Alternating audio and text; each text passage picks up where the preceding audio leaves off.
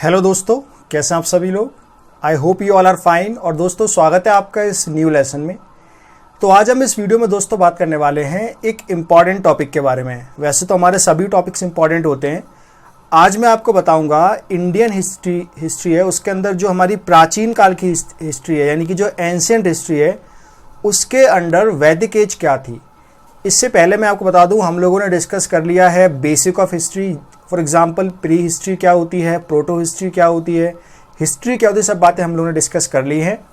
उसके बाद हमने बात करी थी स्टोन एज के बारे में। After that we have talked about Indus valley civilization. अगर आपने वो लेसन्स नहीं देखे हैं तो आप ज़रूर चैनल में जाइए, मैंने प्लेलिस्ट बना दी, उस प्लेलिस्ट में जाकर वो सारे लेसन्स देख सकते हैं।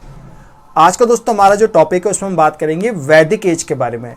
आपने सुना होगा वैदिक काल के बारे में। अगर वैदिक काल नहीं सुना तो आपने वेद जरूर सुने होंगे कि जो हमारे 4 वेद हैं, ऋग्वेद, यजुर्वेद, अथर्ववेद, सामवेद, ये चारों वेद हैं, ये इसी काल में लिखे गए थे। तो इसकी आज हम बात करने वाले हैं।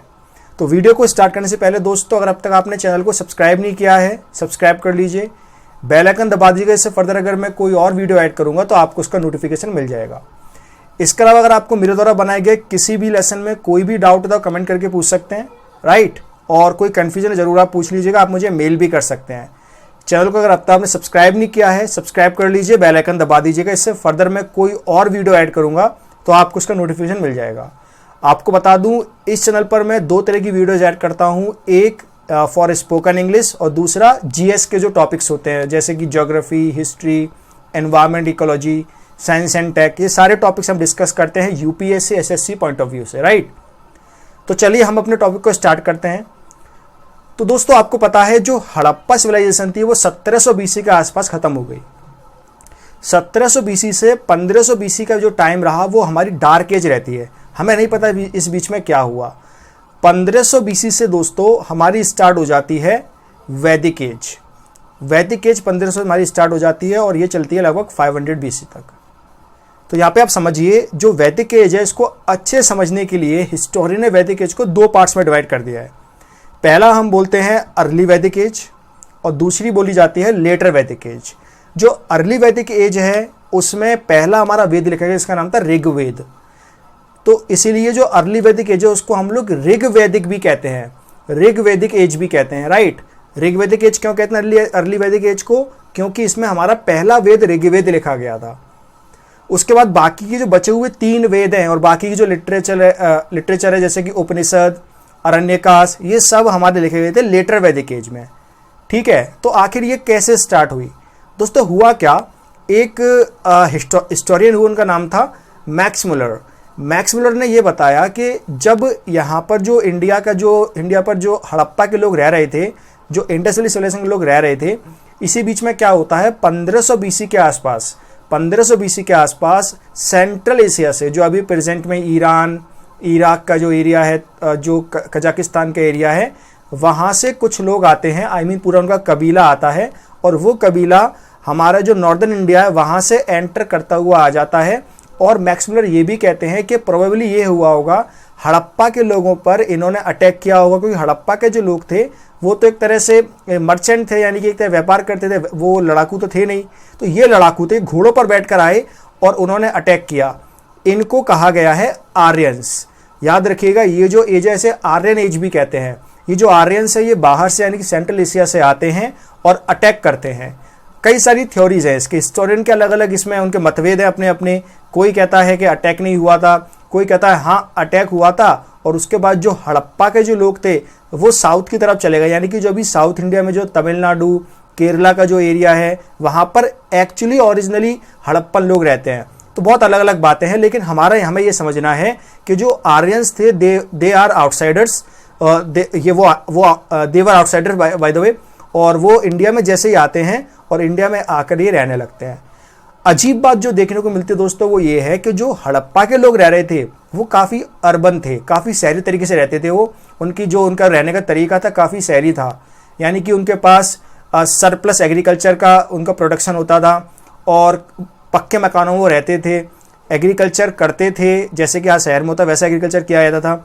लेकिन ये जो आर्यंस आए ये फिर से पुराने ढर्रे पर चले गए। ये अचानक से रूरल इंडिया में रहने लगे, गांव में रहने लगे, गाय भैंस चराने लगे, चारवाहे थे ये।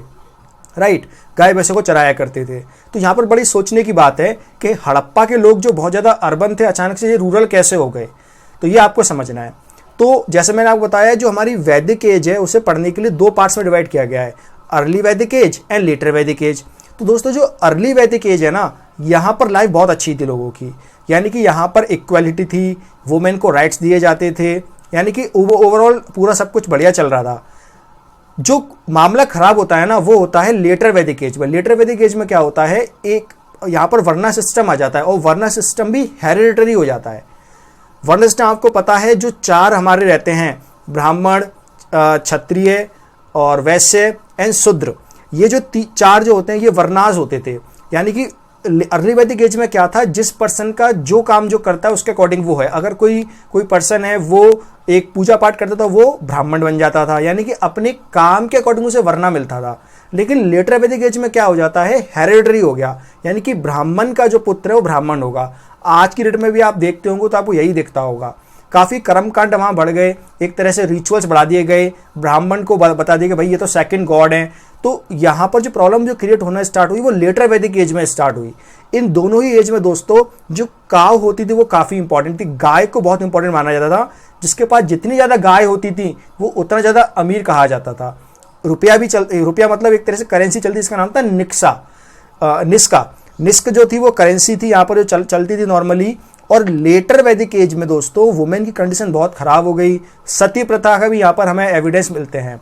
इंपॉर्टेंट आपको बात याद ये रखनी है, जो ऋग्वेद है वो अर्ली वैदिक एज में लिखा गया था, और जो बाकी के जो बचे हुए 3 वेद हैं और बाकी का जो लिटरेचर है वो लिखा गया था हमारा लेटर वैदिक एज में। ये जो एज है जो 1500 BC तक चली, उसके बाद इन्हीं में से ही छोटे छोटे किंगडम बनने लगे, और ये किंगडम बनते बनते 16 महाजनपद बन गए। जैन टेक्स्ट के अंगुत्तर निकाय में हमें इसके बारे में जानकारी मिलती है। तो जैन टेक्स्ट का जो अंगुत्तर निकाय है वो बताता है कि किस तरह 16 महाजनपद बन गए आफ्टर द लेटर वैदिक एज। और क्योंकि मैंने आपको बताया कि समाज में असमानता बढ़ गई थी, तो यहाँ पर हुआ क्या कि यहाँ पर 2 नए धर्म आ गए, एक आ गया हमारा बौद्ध धर्म और एक आया जैन धर्म। इसको हम आगे पढ़ेंगे। तो दोस्तों ये था पूरा लेक्चर अबाउट द लेटर वैदिक एज एंड अर्ली वैदिक एज, अबाउट द वैदिक एज। अभी बहुत कुछ है इसमें वैसे करने के लिए, तो आपको ओवरऑल समझ में आ गया होगा कि बेसिकली ये एज क्या थी। तो इस वीडियो में इतना ही रखते हैं, अगली वीडियो में आपसे मैं जल्दी ही मिलूंगा। अगर आपको वीडियो अच्छा लगा है तो आपको वीडियो को लाइक करना है, शेयर करना है दोस्तों, जितने ज़्यादा हो सके शेयर करिए।